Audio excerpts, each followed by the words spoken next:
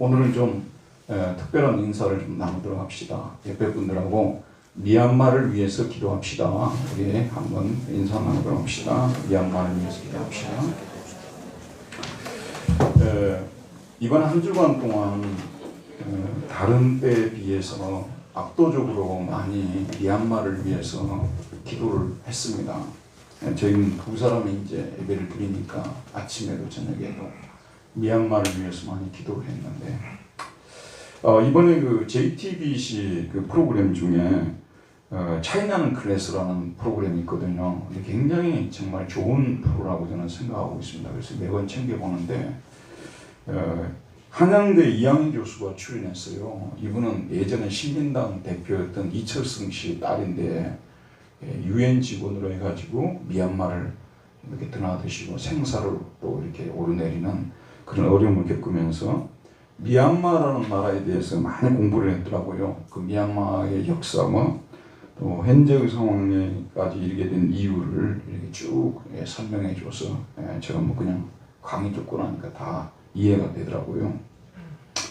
미얀마는 아웅산, 원래 아웅산 이분이 우리나라로 말하자면 김구 선생님 같은 분이에요. 근데 이 아웅산 수지 여사가 딸이 이제 아웅산 딸이 아웅산 수지인데 이 아웅산 수지 여사가 통치하면서 온 국민이 합쳐서 민주주의로 나아가고 있었습니다. 그런데 집권 5년 차가 되었을 때 군부가 쿠데타를 일으켜서 민주주의를 무너뜨리고 다시 군부 통치 시대로 돌아가려고 하자 민중들이 거세게 항의하고 있습니다. 수많은 민중들이 군부의 잔인한 진압에 항거를 하고 있고 군부는 잔인한 진압으로 맞서고 있어 그동안 800명 이상의 사상자가 발생했습니다. 근데 제가 이번 강의를 들으면서 특별한 사실을 알게 되었는데 자주 여러분 방송을 통해서 나왔기 때문에 들어는 보셨을 것인데 구체적인 사연은 잘 모르셨을 것 같습니다. 그 소수민족 중에 로힝야족이라고 있어요. 로힝야족. 미얀마 인구 구성을 보게 되면 버마족이 70%더라고요. 그래서 나머지 30%는 130개의 소수민족으로 구성이 되어 있다고 합니다. 1980년대 말까지는요, 버마라고 했어요. 갑자기 미얀마라고 하니까 저도 상당히 당혹스러웠거든요. 근데 역사를 아니까 80년대 말까지는 버마라는 이름을 가지고 있었어요. 축구 좋아하는 사람들은 그 당시 버마 다 알았어요. 버마가 축구를 잘했어요. 70년대 말에 막 버마하고 우리나라하고 막 축구하면 막 그거 보고 그랬었는데 어느 날 미얀마가 된 거예요. 근데 80년대 말에 미얀마가 됐더라고요.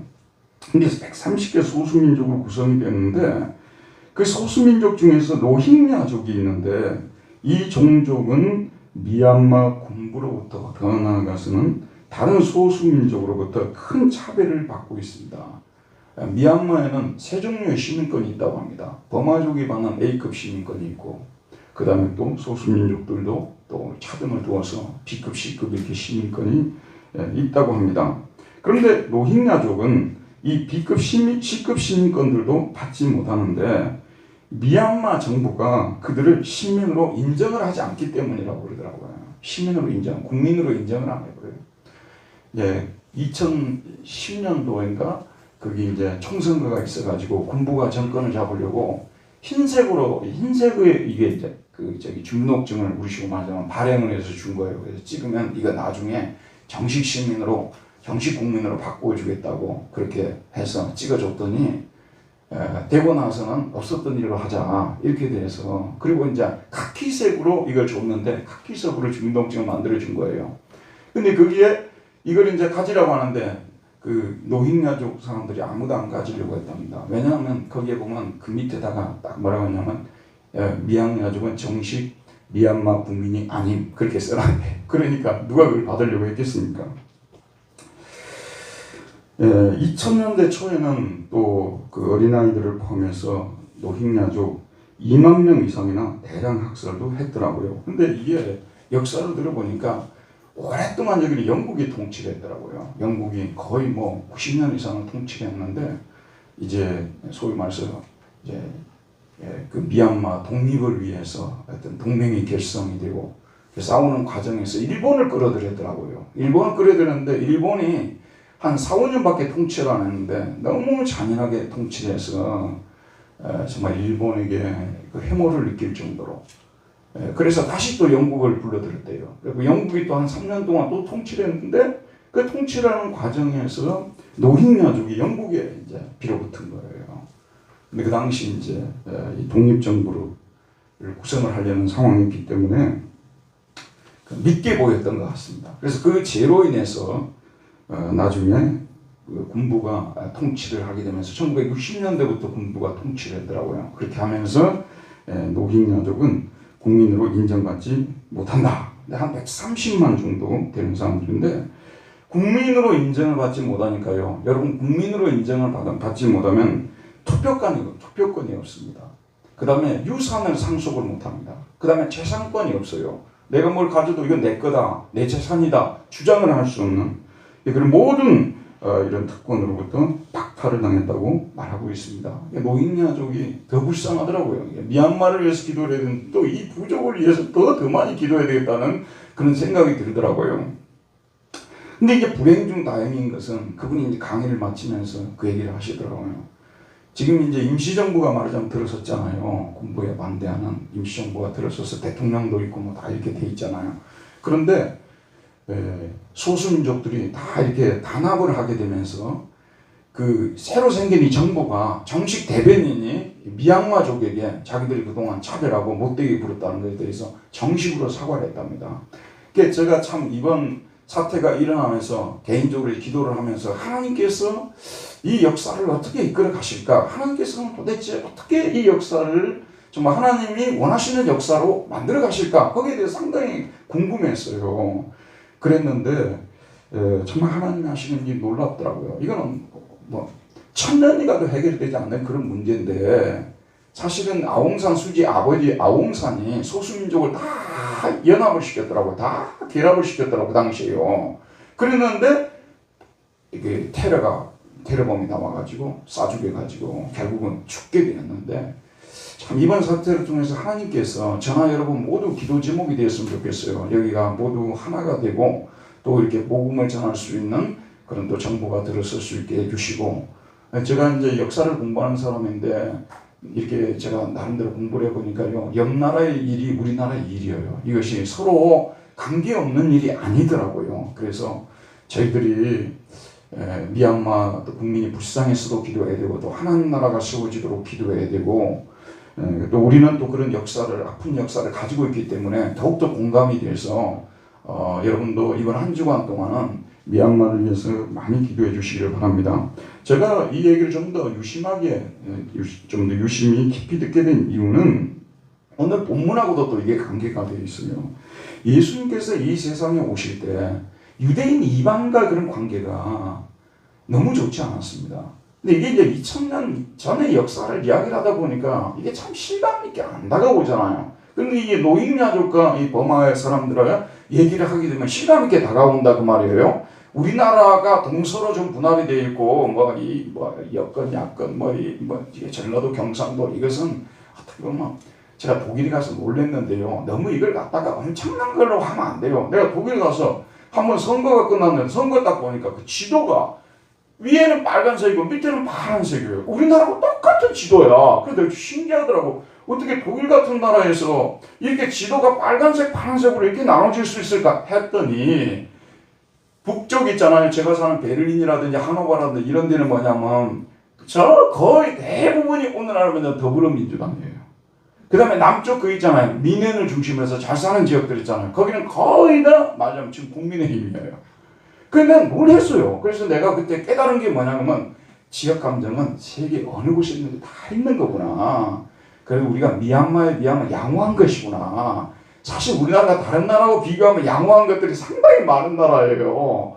그래서 참 하나님께 감사드리지 않을 수 없고 어쨌든 지금 예수님께서 오셨을 때 이 유대인들과 이 이방인들의 사이가 너무 좋지 않았습니다.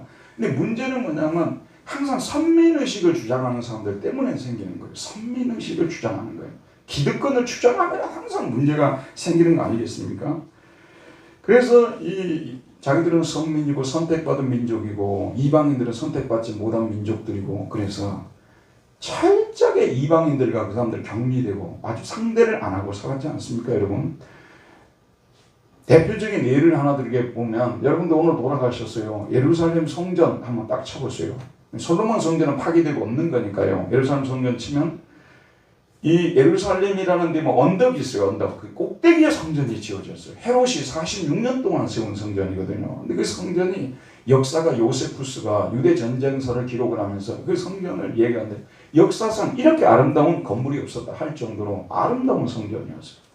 근데 이게 이제 언덕으로 올라가는데 이제 제일 이제 거기는 항상 법궤를 중심으로 해서 움직이잖아요. 그게 그쪽이 이제 제사장들이만 드나든다 해가지고 제사장의 뜰, 그 다음에 이제 좀 그 바깥에는 유대인 남자들이 드나드는 것이 남자들의 뜰, 그 다음에 이제 그 바깥에는 여성들이 드는 여자들의 뜰, 그리고 담을 쌓아가지고 이방인들이 거기까지만 들어오고 그 벽 안으로, 담 안으로 들어오지 못하겠어요.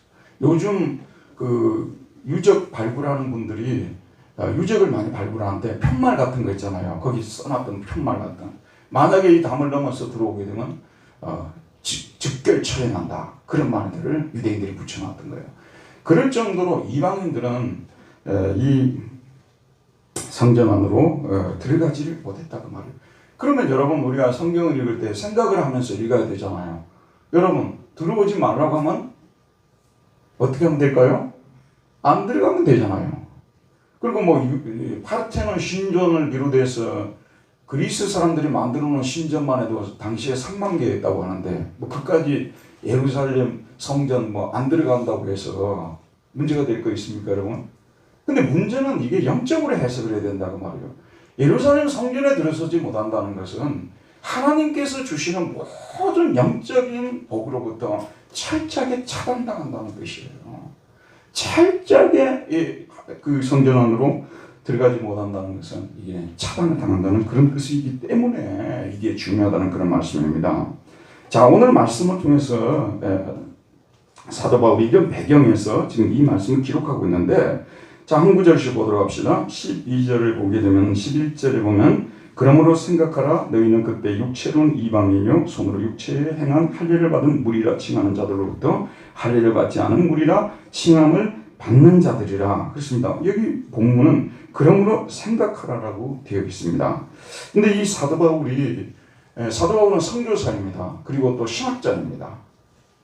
그리고 또 사도 바울은 여러 가지 일을 잘하시는 분이신데, 사도 바울이 또 뛰어난 교육가예요. 여러분, 교육가가 좋은 교사 있잖아요. 좋은 교사. 어떤 교사일까요? 여러분들 다 동의할 거예요. 공부만 잘 가르친다고 해서 좋은 교사는 아니겠죠. 좋은 교사가 어떤 교사일까요? 제 개인적인 생각이에요. 이것은 제가 무슨 책 보고 한 게 아니라, 좋은 교사는 동기부여를 잘하는 교사다, 그런 생각을 합니다. 동기부여를 잘하는. 동기부여는 대체로 뭐냐면, 과거에 내가 이렇게 살았었다, 그러나 지금은 이렇게 살고 있는데 과거에 얼마나 불행했니, 지금은 얼마나 좋아졌니, 그래서 더 공부를 열심히 해야 되겠다, 뭐 이런 쪽으로 나가는 그건 동기부여겠죠. 사도 바울이 지금 현재 이런 식으로 딱 이야기를 하고 있어요. 아주 뛰어난 교사로서 이런 글을 쓰고 있는 것입니다. 그러므로는 앞에 2장 1절에서 10절을 받는 것이거든요. 2장 1절에서 10절을 보면, 2장 1절에서 3절은 우리가 살펴보았지만, 그는 너희들이 이전에 있을 때는 허물과 죄로 죽었고 그때 너희는 그 가운데서 행했고 이 세상 풍조를 따랐고 공중의 권세 잡은 자를 따랐고 지금 불순종의 아들들 가운데 역사하는 영을 따랐다는 것이죠. 저는 우리도 다 그 가운데서 우리 육체의 욕심을 따라 지내며 육체와 마음이 원하는 것을 하여 다른 이들과 같이 본질상 진노의 자녀이었더니, 문명이라는 게 딱 정해 있었단 말이에요. 본질상 진노의 자녀들이었더니 이것이었어요. 그런데 긍휼이 풍성하신 하나님이 우리를 사랑하신 그 큰 사랑을 인하여 허물로 죽은 우리를 그리스도와 함께 살리셨고 너희는 은혜로 구원을 받은 것이니라. 또 함께 일으키사 그리스도 예수 안에서 함께 하늘에 앉히시니 이 그리스도 예수 안에서 우리에게 자비하심으로써 그 은혜의 지극히 풍성함을 오는 여러 세대에 나타나게 하심이라. 너희는 그 은혜에 의하여 믿음으로 말미암아 구원을 받았으니 이것은 너에게서 난 것이 아니요 하나님의 선물이라. 행위에서 난 것이 아닌 이는 누구든지 자랑하지 못하게 합니다. 우리는 그가 만드신 바라 그리스도 예수 안에서 선한 일을 위하여 지으심을 받은 자니 이 일은 하나님이 전에 예비하사 우리로 그 가운데서 행하게 하려 하심이니라. 우리를 용합시 이런 정말 본질성 직무에 참여했던 자리에서 우리를 건져내서 하늘에까지 올리시고 또 우리로 하여금 새로운 피조물을 만들어서 구애만 놓고 너희들 알아서 살아가는 것이 아니라 하나님의 정식 자녀로 삼으시고 또 우리에게 사명을 주셔서 우리가 선한 일을 위해서 선한 일은 복음 전하는 일이 선한 일이라고 말씀드렸죠. 그리고 우리 하나님께서 맡겨주신 또 십계명을 행하는 것이 선한 일이라고 말씀드렸죠. 이런 선한 일을 우리가 행하면서 살도록 하는 이런 놀라운 그런 자리에까지 이끌어 주었다는 말씀이 되는 것입니다. 그런데 항상 우리 인간이 가지고 있는 문제가 그거 아니에요. 예전에 안 좋았던 기억 있잖아요. 어려웠을 때, 잘 되고 나면 어려웠을 때를 감쪽같이 잊어버리거든요. 까맣게 잊어버리는 경우들이 너무 많아요. 근데 특별히 이 교인들은 두 종류의 교인들입니다. 어릴 때부터 모태신앙으로 자라신 분들이 계세요.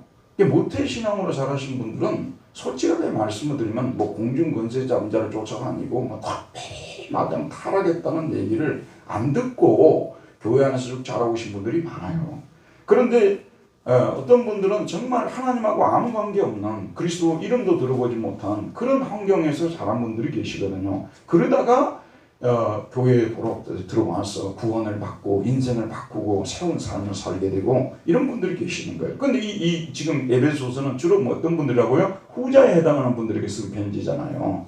그러니까 이방인으로 있다가 완벽하게 이 유대인이 아니고 이방인으로서 이방 문화 속에 살다가 들어오는 사람들인데 지금 이 에베소 교인들이 병이 걸려버렸어요. 무슨 병이 걸려버렸냐면 정말 진흙구덩이에서 그들을 끄집어내서 구원해 줬더니 그들이 지난날에 그런 하나님이 구원해 주신 그 구원을 잊어버리고 자기 잘난 맛으로 사는 분들이 지금 너무 많은 거예요. 그래서 지금 이 에베소서가 쓰여진 거 아니겠습니까? 제가 지금 60이 넘었잖아요. 나이가 좀 들어가면 들어갈수록 하루도 방심하고 살면 안 돼요. 너무 실수를 많이 해가지고 자주 잊어버리고 그래서 항상 조심하고 정신 바짝 차리고 살아야 되는 거예요. 우리 그리스도인들이 조금 이렇게 신앙생활을 오래 하고 좀 설만하다, 자기 스스로 설만하다 그러면은 내 스스로 내가 잘나서 선 것처럼 생각하고 지난날에 하나님께서 구원해 주신 하나님이 도와주신 그런 것들을 다 까맣게 잊어버리고 사는 경향들이 있다 그런 말씀입니다. 그러지 말라는 거예요. 그래서 우리 기독교는 뭐냐면 자꾸 지난날을 기억하라고 하는 종교예요. 여러분 우리가 매주는 못합니다만은 3개월에 한 번씩 또 6개월에 한 번씩 하는 성찬식이 있지 않습니까? 이 성찬은 기념예식이에요. 아시다시피 예수님께서 잡히시기 전날 밤 유월절 양으로서 유월절 예식을 진행하지 않습니까? 그리고 떡과 잔을 주시면서 이것을 먹고 마시라. 그리고 내가 올 때까지 나의 죽음을 기념하라고 기억하라. 리멤버하라고 말씀하셨거든요. 그럼 지금 우리가 성찬식을 하는 목적이 무엇이냐 그러면요. 우리를 구원해 주신 십자가에서 찢기시고 상하시고 피 흘리시고 우리를 구원해 주신 예수 그리스도의 은혜를 절대로 잊지 말고 기억하자.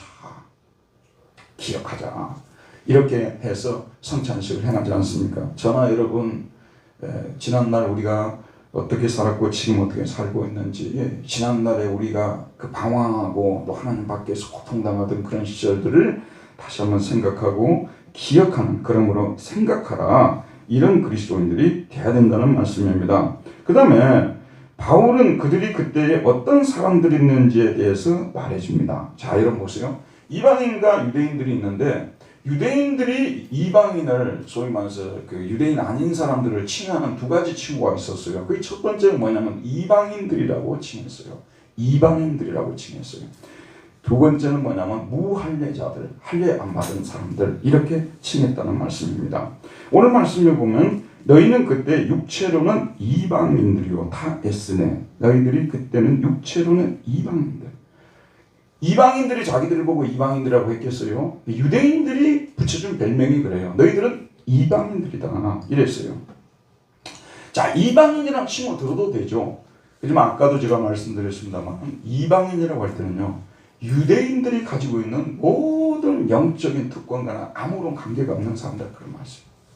우리가 가지고 있는 모든 특권하고는 너희들은 전혀 관계가 없는 그런 사람들이다. 이 말이 바로 이방인들이라는 그런 말씀입니다. 이방인들. 그 다음에 또 한 가지는 뭐라고요? 무할례자들이라고 했습니다. 무할례자들이라. 11절에 보면 육체에 행한 할례를 받은 무리라 칭하는 자들로부터, 유대인들은 자기들은 할례 받은 사람들이다, 할례자들이다, 이렇게 자기 자신들을 칭했어요. 그리고 이방인들을 뭐라고 칭했냐면 할례도 받지 않은 인간들이다, 이렇게 칭했어요. 할례도 받지 못한 인간들이다, 이렇게 칭했다는 말씀이에요. 유대인들은 이 할례를 한번 생각해 봅시다. 유대인으로 태어나게 되면 난지 며칠 만에요? 8일 만에 할례를 받습니다. 난지 8일 만에 할례를 받는데, 근데 이 할례는 그 아이가 언약 백성임을 확증해주는 표식이었습니다. 이 아이가 언약의 백성이다, 표식이었어요. 할례는 육체에 새겨진 언약 백성 시민권이었습니다. 자, 여러분, 제가 지금 이걸 잠깐 보여드려야 되겠네요. 이번에 자동차 면허증 새로 발급받았어요. 우리나라 진짜 좋은 나라야. 가면 얼마나 서비스가 좋은데. 이렇게 이제 제가 대한민국 국민이라는 거 여기에 증명이 되어 있잖아요. 중국장관이 위가 가지면 되잖아요. 그런데 이스라엘 백성들은 이거 말고 육체에다가, 몸에다가 주민등록증을 만들어준 거예요. 무슨 얘기인지 알겠죠? 몸에다가 이 사람은 유대인이고 이 사람은 언약 백성이다, 몸에다가 시민권을, 주민등록증을 만들어준 사람들이에요. 굉장한 사람들이죠. 몸에다가. 근데 이 몸에다가 하면은 뭐냐면 잊어버릴 가능성이 있어요, 없어요? 잊어버릴 가능성이 없는 거예요. 몸에다가 이게 주민등록증을 만들어준 것입니다. 그래서 결국 너희들은 은혜 받은 백성이고 언약의 백성들이고 언약의 복을 누리는 사람들이다, 이렇게 했던 것입니다. 그런데 에베소 교인들을 비롯해서 그는 다른 이방인들은 그들이 만날 때마다 너희들은 할례 받지 못한 백성들이다, 너희들한테 몸에 이런 주민등록증이 있어? 이런 시민권이 있어? 있으면 보여줘봐, 이렇게 된 거 아니에요? 나중에 그거 자기들이 써먹다가 나중에 다 당해요. 나중에 이방인들이 유대인들도 죽일 때 그걸 그대로 사용했어요. 몸을 딱 보여줘봐, 너 유대인 맞네, 이렇게. 참 죄짓고는 못 산다 그러잖아요. 하나님께서 그대로 갚아주신 거예요. 유대인들이 했던 짓을요. 그래서 어쨌든 이 할례를 받지 못했다는 이 말은, 여러분, 우리가 주민등록증이 없고 시민권이 없잖아요. 대한민국 국민이 아니잖아요. 그럼 모든 혜택에서 다 끊어진 거예요. 지금 TV를 보게 되면 그 다민족 국가가 우리나라가 되어져 가고 있지 않습니까? 벌써 200만 정도가 지금 이제 외국인이 와서 살고 있다고 하지 않습니까? 근데 그 중에서 이제 정식 체류를 받고 영주권이나 시민권을 받은 분들도 있을 겁니다. 불법 체류자도 은근히 많아요. 우리나라 너무 좋으니까 불법으로 체류하고 그만큼 돈 벌다가 쫓겨나면 된다고 생각하는 분들도 많대요. 자, 그런 분들이 있습니다. 자, 우리들이 어떤 사람들이었느냐? 에베소 교인들을 비롯해서 그냥 할례 받지 못했다는 것, 아무런 혜택에 받지 못하게 된 그런 사람들이었다는 말씀이 되는 것입니다. 그러니까 유대인들은 A급 시민이었고 하나님 앞에서요, 하나님께서 보실 때 A급 시민이었고, 그 다음에 이방인들은 뭐냐면 B급, C급 시민도 아니고 아까 말한 노인야족 같은 사람이 된 거예요. 국민이 아니다, 하나님 나라 백성이 아니다, 이런 상태에 놓여 있었다는 말씀이 되는 것입니다. 자, 그러면 국민이 아니기 때문에 특권이 없는 거죠. 특권과 의무는 원래 국민에게만 주어지는 것이지 특권과 의무, 국민이 아니면 주어지는 것이 없습니다. 그래서 그 다음 구절을 보게 되면 11절 봅시다. 그 다음 12절. 12절 우리 다 같이 한번 읽어봅시다. 시작. 그때 너희는 그리스도 밖에 있었고 이스라엘의 밖에 사람이라 약속의 언약들에 대하여는 외인이고 세상에서 소망이 없고 하나님도 없는 자이더니. 첫 번째 뭐가 없었다고 말하고 있습니까? 그리스도가 없는 사람들이었다고 말하고 있습니다. 그때 너희는 그리스도 밖에 있었고 라고 말하고 있습니다. 그리스도 밖에 있었고. 그런데 이 그리스도는 유대인들은 태어나면서부터 어릴 때 자랄 때부터도 늘 그리스도에 대해서 듣고 자랐어요. 여러분 잘 들어보세요. 우리 교인들이 많은 분들이 알고 계세요. 그러나 아직도 모르는 분들이 계시기 때문에 잠깐 제가 말씀드릴게요. 원래 그리스도는 기름 부음을 받은 자란 뜻 아니에요? 근데 이게 히라버로는 크리스토스라고 해요. 크리스토스. 우리말로 번역해 그리스도가 된 거예요. 근데 히브리어는 뭐라고 하죠? 히브리어로 뭐라고 하죠? 메시아. 메시아가 기름 부음을 받은 자라는 뜻이에요. 그러니까 히브리 사람들은 메시아라 그러고 그리스 사람들은 뭐라고 하죠? 크리스토스. 또 우리는 뭐라고 합니까? 그리스도. 다 똑같은 말이죠. 그러니까 메시아에 대한 이야기는 아브라함의 후손에게서 다윗의 후손에게서 메시아가 나온다는 얘기는 어릴 때부터 귀에 못이 박히듯이 그들은 많이 듣고 자랐던 사람들이라는 말씀 아니겠어요? 무슨 얘기 아시겠죠? 어릴 때부터 부모님들이 다윗의 후손 중에서 아브라함의 후손 중에서 우리를 구원해 주실 메시아가 태어난다. 그가 태어나서 이 세상에 오시면 우리는 쓰는 얘기로 이 저주스러운 것들을 끝내주는 세월이 임한다. 이렇게 어릴 때부터 계속 가르쳤던 거예요. 그때는 이방인들이 우리 앞에서 다 무릎을 꿇고 로마 사람들도 무릎을 꿇고 그리스 사람들도 무릎을 꿇고 페르시아 사람들도 무릎을 꿇고 우리가 통치하는 시대가 도래한다. 그걸 어릴 때부터 아주 어릴 때부터 계속해서 가르쳤어요. 그 메시아 그리스도. 근데 유대인들은 말고 이방인들은 제가 어렸을 때요 교회 다니기 전에 우리 어머니로부터 그리스도라는 말을 들어본 적이 없어요. 여기 계신 분 중에 많은 분들이 그리스도라는 말을 들어본 적도 없었을 것입니다. 우린 그렇게 살아왔어요. 자 여러분 바울이 나중에 이거 깨닫고 보니까 모든 하나님의 복이 그리스도를 통해서 온다는 것을 알게 됐어요. 모든 하나님의 복이 그리스도를 통해서 온다는 걸 알게 됐어요. 그래서 자기가 아주 즐겨 쓰는 표현이 뭐냐면 그리스도 안에서라는 표현을 썼어요. 그리스도 안에서. 그리스도 안에서라는 말이 바울 서신에 로마서부터 빌레몬서 이르기까지 13개의 서신에서 도대체 몇 번 나오는지 여러분들이 스스로 줄을 그면서 한번 보세요. 얼마나 즐겨 사용합니다. 근데 바울은 그리스도 안에 있느냐 그리스도 밖에 있느냐 끝나버리면 게임이 끝난 거예요. 그리스도 안에 있으면은 진짜 뭐라도 거기서 얻어먹는 거예요. 그리스도 밖에 있으면은 아무것도 하나님으로부터 받는 것이 없다 그런 말씀이에요. 시골에서 살다가 제가 1980년대 초반에 서울에 처음 와봤어요. 서울에 제가 그 전에 온 적이 왜 왔냐 그러면 우리 장모님이 암이 걸려가지고 입원을 하셔가지고 서울에 처음으로 온 거예요. 서울 보니까 정말 눈이 희둥그레지더라고요. 특별히 평창동 가보니까 굉장하더라고요. 그때 제가 알게 됐어요. 그때 사대문 안에라는 그런 말을 그때서 제가 들었어요. 사대문 안에. 사대문 안에만 살면요. 여기 지금 이제 사대문 안에 사시는 분들 중에서 당시에 좋은 교육 못 받은 분들이 별로 없어요. 압도적으로 유리했어요. 여러분들이 공부를 잘해서 된 게 아니에요. 사대문 안에 살아서. 지금은 분당이라든지 강남이라든지 특정한 지역에 사는 대학에 들어갈 확률이 엄청나게 커져버려요. 그 안에 살면.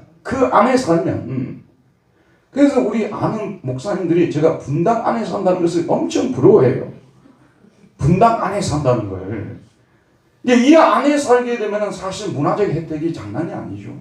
제가 여러 군데 전국에 가봐도요. 이만큼 살기 좋은 곳이 없더라고요. 분당 안에 산다는 이것으로 인해서. 근데 우리 집은 별로 안 좋아요. 그래도 분당 안에 산다는 이것으로 인해서. 잘 들어보세요 여러분. 그리스도 안에 있다는 것과 그리스도 밖에 있는 이거는 진짜 천지차이입니다. 그래서 우리 종교개혁자들이 솔루스 크리스토스라는 말을 많이 썼어요. 오직 그리스도. 오직 그리스도. 그리스도를 통해서만. 오직 그리스도. 근데 이 생각을 해보니까 영어에 솔루션이라는 단어 있잖아요. 솔루션이라 발음을 합니다만 원래 솔루스하고 같은 어원이에요. 뭐죠? 해결책 아니에요. 우리 인생의 모든 문제가 해답이 그리스도더라고요. 잘 들어보세요 여러분. 정말 깊이 명심하고 들으셔야 됩니다. 이 세상의 문명이 아무리 진보해도요. 아무리 발달해도요. 인간이 가지고 있는 궁극적인 문제, 제 문제와 죽음의 문제는 해결시킬 수가 없어요. 죄 안 짓고 살려고 많이 결심하셨죠? 죄 안 짓고 살려고 많이 결심하셨죠? 그러나 이번 한 주간도 죄를 안 지었다고 생각하신 분 정말 행복하신 분들입니다. 안 짓고 살았다고 생각하고 사시니 참 행복한 거죠. 죽을 때까지 우리는 죄를 짓고 살게끔 되어 있는 거예요. 죽을 때까지 죄 안 짓는 인간이 없어요. 그리고 안 죽을 수 있는 인간이 없어요. 모든 사람이 직면한 문제가 이 죄와 죽음의 문제예요. 다른 문제는 다 해결할 수 있다니까요. 근데 이 두 가지 문제는 절대로 해결할 수가 없어요. 지금 우리 대한민국이요, 나이가 좀 들어가게 되면 한 5, 60 지나고 나면 다들 죽을 때 어떻게 죽을 것이냐, 웰다잉이라고 하잖아요. 웰다잉에 대해서 그전에는 웰리빙에 대해서 많이 생각했단 말이에요. 근데 지금 웰다잉에 대해서 얼마나 많이 생각합니까? 근사하게 죽도록, 스마트하게 죽도록, 큰 고통 없이 죽도록. 많은 사람들이 거기에 대해서 생각하고 대비하고 보험을 들고 합니까? 그러나 죽음은 어느 순간에 언제 찾아올지 몰라요. 찾아오면 죽는 거예요. 자, 우리 주변에 암이 걸린 분들 있잖아요. 어려움 겪는 분들. 그분들이 자기들이 걸리라고 생각을 단 한 번이라도 했겠습니까, 여러분? 어느 순간에 찾아와 버린 거예요. 어느 순간에. 미얀마 사태를 위해서도 우리가 많이 기도해야 되는데요. 우리가 그들을 도와줄 뿐만 아니라 우리가 그들을 위해서 복음을 듣고 구원을 받도록 끝까지 우리가 기도를 해줘야 되는 거예요. 왜냐하면 인간의 근본적인 문제는 제 문제가 해결이 돼야 되고, 그 다음 무슨 문제가 해결이 돼야 되는 거죠? 죽음의 문제가 해결이 돼요. 근데 그 문제를 해결할 수 있는 분은 그리스도밖에 없어요. 예수 그리스도 안에만 죄의 사람이 있고, 예수 그리스도 안에만 용서가 있고, 예수 그리스도 안에만 영생이 있는 것이지 그리스도 밖에는 아무것도 없어요. 여러분, 대한민국에 보게 되면 정말 좋은 집에 살고요, 좋은 차 타고요, 돈 많은 사람들요, 정말 행복하게 보이는 분들 참 많이 있어요. 안타깝게도 그들도 매일매일 죄 짓고 죄 때문에 서로 싸우고요, 탐욕으로 인해서 고통을 당하고요, 그러다가 또 죽어요. 인간이 이 두 가지 문제를 해결하지 못하면 안 돼. 그 솔루션은 누가 가냐? 오직 그리스도밖에 없어요. 오직 예수 그리스도. 우리 예수 믿을 때 똑바로 믿어야죠. 대충 예수 믿고 예수 믿는다고 교회 다닌다고 어디 가서 그런 말 하지 마세요. 정말 이 두 가지 문제 때문에 사실은 우리가 예수 믿는 거예요. 두 가지 문제 때문에 예수를 믿는 거. 다른 문제 때문이라면 사실 교회 안 다니도 전혀 문제가 없어요, 여러분. 내가 혹시 다른 문제 때문에 교회를 다닌다면 교회 안 다녀도요, 마음 편하게 하려면 마음 수련회 가면 되는 것이고요. 돈 벌려면 다른 데 가서 다른 방법으로 벌면 되는 거지. 이게 예수를 믿는다는 것은 그리스도를 믿음을 통해서 제사함 받고 영생을 얻는 것. 여기에 초점을 맞춰야 됩니다. 첫 번째, 두 번째. 이스라엘 나라의 밖의 사람들이었다고 말하고 있습니다. 두 번째, 이스라엘 나라의 밖의 사람들. 자, 그들은 이스라엘 나라의 안으로 들어올 수 없는 사람들이었죠. 문자적으로 생각한다면 언제든지 돈 내고 관광 갈 수 있겠죠. 들어갈 수 있겠죠. 영적으로 해석해야 된다는 거죠. 이스라엘 국민이 가질 수 있는 영적인 특권을 의무를 아무것도 가질 수 없다는 것. 여러분, 특권만 생각해도 안 돼요. 의무도 생각해야 돼요. 어떤 한 나라에 내가 가장 갈망하고 내가 가장 소원하는 그런 나라에 내가 무언가를 그 나라를 위해서 행할 수 있다는 것. 의무적으로 뭔가를 행한다는 것도 축복이에요. 특권만 가진다는 건 축복이 아니에요. 의무 아무나 줍니까, 여러분? 이스라엘 나라 시민권을 가지게 되면 주어지는 특권이 무엇일까요? 어느 국민이 되게 되면 항상 그 국민에게 주어지는 특권이 있어요. 제가 이 설교를 준비하면서 인터넷에 한번 찾아봤어요. 대한민국 국민에게 주는 특권이 무엇인가? 정리를 딱 해놨더라고요. 첫째는 자유권이고, 자유롭게 살 수 있다는 거예요. 그 다음에 사회권이고, 사회생활을 마음대로 할 수 있다는 거죠. 그 다음에 참정권이에요. 투표에 참여할 수 있다는 거죠. 그 다음에 평등권이에요. 평등하게 살 권리가 있다는 거죠. 그 다음에 청구권. 국가에 뭔가 해달라고 청구할 수 있는 권한이 있다는 얘기 아니겠습니까? 이스라엘 나라도 비슷하겠죠. 그런데 들어보세요.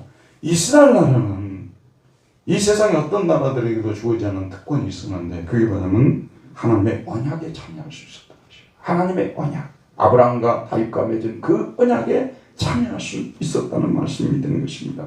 언약에 참여한다는 말은 그 언약에 약속되어 있는 모든 복을 다 받을 수 있다는 뜻이겠죠.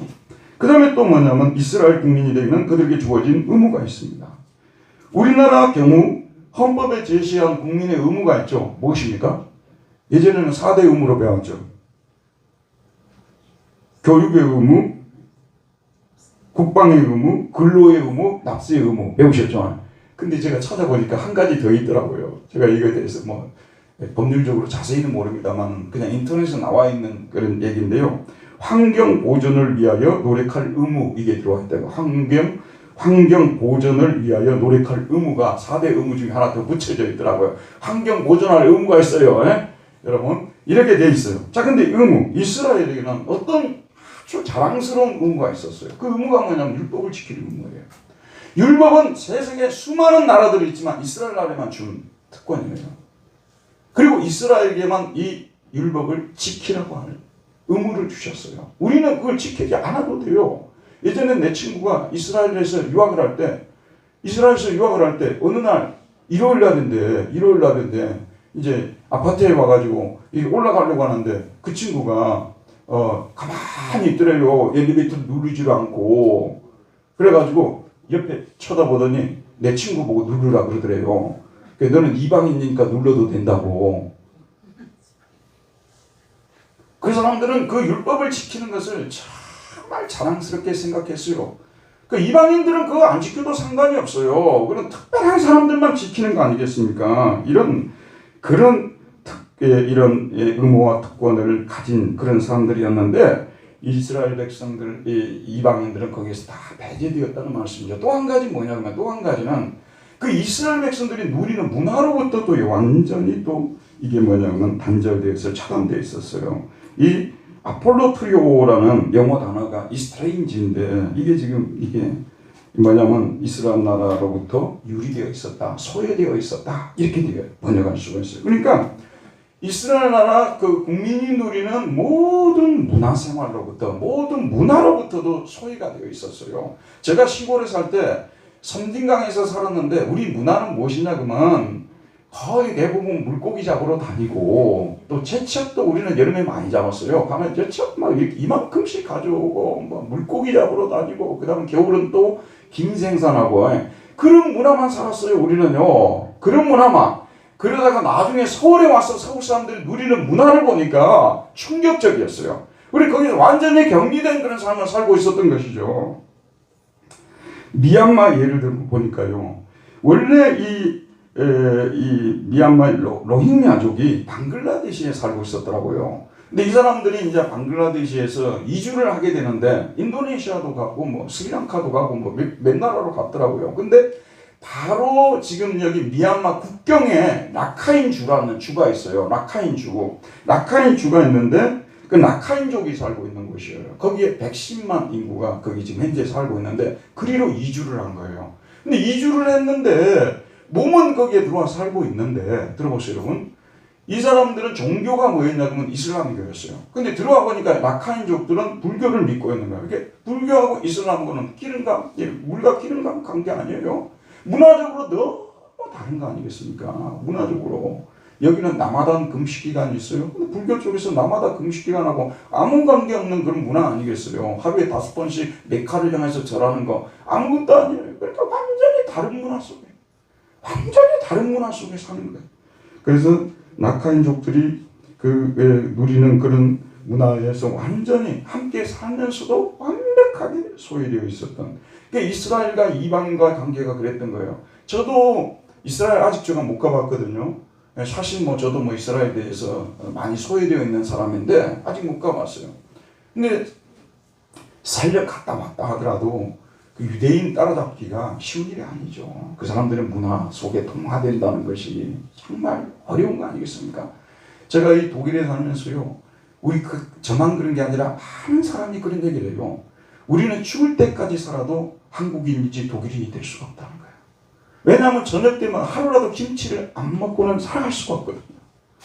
재밌는 에피소드가 있는데 어느 젊은 유학생 부부가 이제 자녀를 데려가고 이제 정착을 해가지고 이제 자기 아이한테 데려다 놓고 내가 이제 독일에 왔으니까 이제 막 먹고 살아야 돼.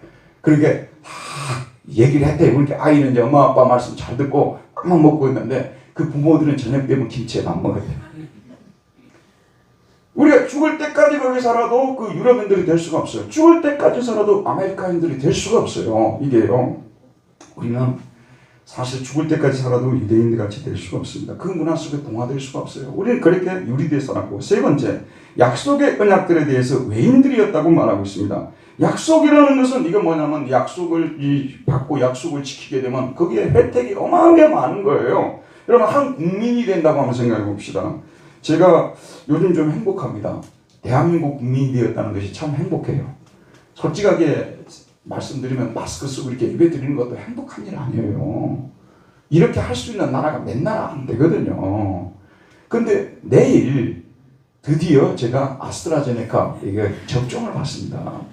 그것도 공짜로 해주는 거예요. 거의 뭐 기빈을 모시다시피, 저를 기빈으로 거의 모시다시피 해서 아이고 맞고 가십시오. 이렇게 누가 저를 이렇게 대접을 잘해주겠어요. 그리고 얼마 전에는 여러분들은 비밀로 말씀드린데요, 재난지원금도 받았어요. 근데 더 좋은 거는 뭐냐면요, 후반기에 또 한 번 더 받을 수 있다는 얘기가 나오고 있어요. 근데 우리나라에 거주하고 있는 아까 라오스 사람들이라든지 미얀마 사람들이라든지 태국 사람들이라든지 인도네시아 사람들, 사실 이런 분들은 이 접종을 받을 수 있는지 그 중에 일부는 받겠죠. 그리고 또 재난지원금을 받을 수 있는지, 이렇게 혜택이 많은 거예요. 이스라엘이 언약 백성이 됨을 통해서 할례는 뭐냐면 언약 백성은 언약을 붙잡고 사는, 언약에 포함되어 있다는 증거 아니에요. 이제 이 언약은 다 우리에게 해당하는 것이라는 그런 얘기 아니겠어요. 근데 그들은 거기에 대해서 약속의 언약들에 대해서는 외인이었다고 말하고 있으니까, 제사받고 그리스도 믿고 제사받고 하나님 자녀가 되고 하나님 상속받고 영생 선분받는 것으로부터 완벽하게 이렇게 배제된 사람들이었다는 말씀입니다. 그다음 네 번째, 그들은 세상에서는 소망이 없었다 이렇게 말하고 있어요. 세상에서는 소망이 없고, 이 엘피다가 소망이거든요. 매는 영어로 네버예요. 결코, 에콘테스는 해봅니다. 그들은 결코 소망을 가지고 있지 않다 이렇게 되어 있어요. 가장 직역을 하지만 그들은 전혀 소망을 가지고 있지 않다 이렇게 얘기하고 있습니다. 여러분 저를 보세요. 우리가 소망을 생각하게 되면 가진 것을 많이 가지고 있으면, 소유를 많이 가지고 있으면요, 소망이 넘치는 사람으로 생각해요. 그래서 재산만 많이 쌓으면 인생이 뭔가 소망이 넘치는 삶이 될 것이라고 생각하는데 속고 있는 것입니다. 재산 많이 가지는 거하고요, 소망 있는 인생이 되는 거하고는 다른 문제입니다. 진짜 그렇습니다, 여러분. 소망은 예수 그리스도 안에만 있어요. 냉정하게 성경적으로 말씀드리면 예수 믿지 않으면 소망이 없어요. 왜냐하면 죽음의 문제를 해결하지 못하니까요. 그리고 여러분들 가슴에 손을 얹고요, 부활을 믿으셔야 돼요. 부활을 믿지 않으면 우리는 소망도 없는 거예요. 죽은 자가 부활한다는 것을 고린도전서 15장에서 말씀하셨듯이 믿지 않으면 소망도 없어요. 우리가 왜 소망이 있는 줄 압니까? 죽어도 살겠고 무릇 살아서 나를 믿는 자는 영원히 죽지 아니하리라. 우리가 이 육체가 살아날 날이 있다고 고린도전서 15장에서 말씀하고 있지 않습니까? 부활의, 이걸 무슨 소망입니까? 산 소망이라고 말합니다. 썩지 않고 더럽지 않고 쇠하지 않는 기업, 부활의 산 소망. 이 소망이야말로 진짜 소망이고요. 나머지 소망, 아이들한테 너무 소망을 많이 갖지 마세요. 소망은 기대 아니에요. 너무 많은 기대를 갖지 마세요. 아이들에게 여러분들을 행복하게 못 해줘요. 저 말을 믿으시기 바랍니다. 여러분 자녀들이 여러분에게 소망이 되어서 죽게 하는 살기로 이한테 투자하고, 얼마나 많은 부모들이 상심에 빠지고 허탈에 빠지고 그러니까. 소망은 예수 그리스도 안에만 있는 거예요. 소망은 하나님만이 우리에게 줄 수 있습니다. 근데 하나님을 믿지 않는 사람들로 살다 보니까 에베소 교인들 소망이 없었고, 우리 역시 마찬가지죠. 그 다음에 마지막에 한 가지 뭐냐면 하나님도 없는 자들이었다는 말을 쓰고 있습니다. 이 아테오이라는 말인데, 원래 테오스가 하나님이에요. 테오이 그러면은 이게 신들이 되고 아가 붙으면 없다는 뜻이에요. 부정이에요. 자, 그러면 오늘날은 맞아 무신론자들이에요. 무신론자들. 이방인들은 예전에 무신론자들이에요. 잘 들어보세요, 여러분. 근데 참 이게 역전이에요. 이방인들이 볼 때는 뭐냐 그러면은, 이방인들은 신들을 많이 섬겼잖아요. 그리스 로마 신 아시죠? 신들을 많이 섬겼단 말이에요. 행운의 신 펠릭스, 돈의 신 빼꾸니아, 그런 신들을 섬겼단 말이에요. 왜냐면 돈 벌려면 돈신을 섬겨야 되니까. 근데 들어보세요, 여러분. 유대인들은 신을 몇 개밖에 안 섬기는 거예요? 하나밖에 안 섬기니까 하나는 안 섬기는 거랑 같은 거죠. 그러니까 이방인들이 유대인들을 뭐라고 했습니까? 무신론자라고 불렀어요. 기독교가 로마에 들어가서 300년 동안 핍박을 받았어요. 박해를 받았어요. 많은 사람들이 왜 박해받았는지 이유를 몰라요. 무신론자라는 제명으로 박해를 받은 거예요. 무신론자들. 왜냐하면 기독교인들의 신을 몇 분밖에 없다고 하는 거예요? 한 분밖에 없다고 하니까 이게 뭐냐면 무신론자들은 마찬가지예요. 근데 이 역전이 돼가지고 유대인들이 볼 때는 뭐냐면 신은 몇 분밖에 없어요? 신은 여호와 하나님밖에 없지 않습니까? 근데 나머지 이방인들을 섬기는 신들은 다 신들이 아니에요. 그렇기 때문에 유대인들은 이방인들을 향해서 뭐라고 했어요? 무신론자들이라 이렇게 불렀겠죠. 서로가 무신론자라고 하는데 그 당시는 욕이었어요. 아니 신도 안 섬겨? 욕이었어요. 지금은 무신론자예요. 어디 나가서요 쪽목에 힘주고 말할 수 있어요. 아무 신도 안 믿는다고 자랑스럽게 말할 수 있어요. 그러니까 그 당시 문화에서는 신이 없는 자들은 저주나 마찬가지였어요. 이방인들이 유대인들이 볼 때는 신이 없는 자들이었어요. 잡신을 섬기는 사람들이고 아예 신이 없는 사람들, 무신론자들이라는 말씀을 하는 이런 욕을 얻어먹고 살았던 그 예전의 상태에 대해서 지금 현재 5가지로 바울이 요약을 해서 다시 한번 볼게요. 그때 너희는 누구 밖에 있었다고요? 그리스도 밖에 있었고 이스라엘 밖의 사람이라 약속의 언약들에 대하여는 외인이요 세상에서 소망이 없고 하나님도 없는 자이더니 제가 이 말씀을 준비하면서 마지막으로 말씀을 드릴게요. 여러분도 오늘 집에 돌아가서 5가지를 적어보세요. 내 인생에서 가장 중요한 5가지. 요즘 같은 시대는 첫 번째로 들어가는 것이 가족이라고 저는 생각해요. 가족. 두 번째는 뭘까요? 내 인생에서 꼭 있어야 될 것. 가족. 그 다음 뭘까요? 뭐니 해도 돈 아니겠어요. 그 다음에 세 번째는 뭐겠어요? 건강이겠죠. 대체로 여기까지는 대부분 동의하리라고 생각해요. 그런데 성경적으로 예수 믿는 사람들도요. 계속 세상 얘기만 듣고 다니면요. 성경적으로 사고할 능력조차 상실해버려요. 오늘날 기독교 위기가 뭔지 아세요? 부지런히 책도 좀 읽고 뭔가 좀 깊이 있게 진리를 추구하려는 그리스도인들이 별로 없어져 버렸어요. 내가 볼 때는 10%도 안 돼요. 독서도 안 해요 이제는요. 그냥 대충 교회 다니는 거예요. 그리고 유튜브가 돼갖고 온갖 좋은 설교들이 돌아다니니까 자기가 갑갑할 때 좀 나름대로 힘들다 그러면 그 설교 하나 틀어서 들으면 되는 거예요. 그러다 보니까 사고도 없고 반성도 없는 기독교인이 되니까 자기가 지금 중요시하는 5가지가 성경적이 전혀 아니에요. 오늘 성경적으로 보자면 그리스도가 우리에게서는 첫 번째가 되어야 되는 거예요. 그리스도가 반드시 내 인생에는 그리스도가 있어야 된다. 그 다음에 내 인생에서는 약속이 있어야 된다. 약속이 있어야 된다. 그리고 내 인생에서는 교회가 없어서는 안 된다. 성경이 없이는 나는 죽어도 깼다고 안 된다. 저는 여러분들한테 부끄러운 고백입니다만 정말 갑자기 세상이 무정부 상태로 들어가 버리게 되고 내가 쫓기는 신세가 된다면 뭘 가지고 내가 가야 할까요? 여러 번 생각했어요. 저는 뭐니 해도 돈이 아니라 저는 성경을 가지고 가야 된다고 생각해요. 왜냐하면 성경을 읽고 먹지 않은 사람은요. 죄송합니다만 정말 인간다운 삶을 영위할 수 없는 사람들이에요. 성경이 우리의 생명의 양식 아니에요? 여러분 솔직하게 얘기해보세요. 하루라도 성경 안 읽고 살 수 있겠어요? 여기 앉아 계신 분들 하루라도 성경 안 읽고 살 수 있다고 생각이 드십니까? 저는 상상조차 안 돼요. 어떻게 밥은 굶어도 저는 살 수 있겠어요? 며칠 동안은요. 근데 성경을 그렇게 굶겨놓고 살라고 그러면 못 살 것 같아요. 우리에게서 성경이 그렇게 중요합니다. 우리가 정말 중요한 것들이 무엇인가를 다시 한번 생각을 해야 될 때에 왔습니다. 여러분. 죽는 것 피해보려고 좀 더 늦게 죽어보려고 그것뿐이에요. 아무것도 더 없어요. 그 속에요. 돈을 많이 벌어놔도 누가 가질지 모른다는 전도서 이 기자가 한 말이 맞아요. 돈을 많이 벌어도 누가 가져갈지도 몰라요. 자기가 그돈 벌어놓고 누리지도 못해요.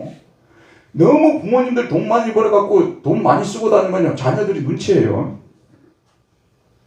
벌어놓고도 자기가 다 쓸 수도 없고.